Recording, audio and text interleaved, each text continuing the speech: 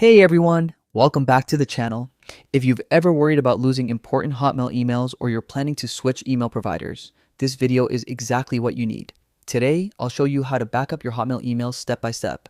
It's quick, easy, and takes less than 5 minutes. No tech skills required, so stick around till the end because I'll also share a few bonus tips to keep your data safe long term. All right, let's get started. First, head over to Outlook.com. That's where all Hotmail accounts are managed now. You can also Google Outlook Microsoft 365 login. Once you're on the login page, click sign in and enter your Hotmail email and password. If you've forgotten your password, don't panic. Just use the forgot password link and follow Microsoft's quick recovery steps.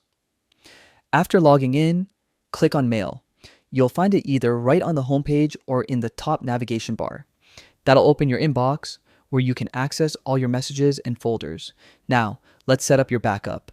In the top right corner, click the gear icon to open the settings menu.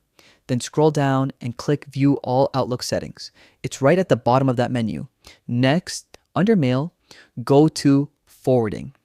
Here, check the box that says Enable Forwarding and enter the backup email address where you want copies of your email sent. This can be Gmail, Yahoo, or even another Outlook account. Before saving, double check that address to make sure it's correct.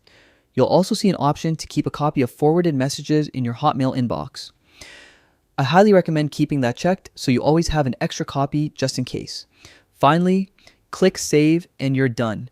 From now on, every new Hotmail email will automatically back up to the address you entered. And that's it. You've just secured your Hotmail inbox in under 5 minutes.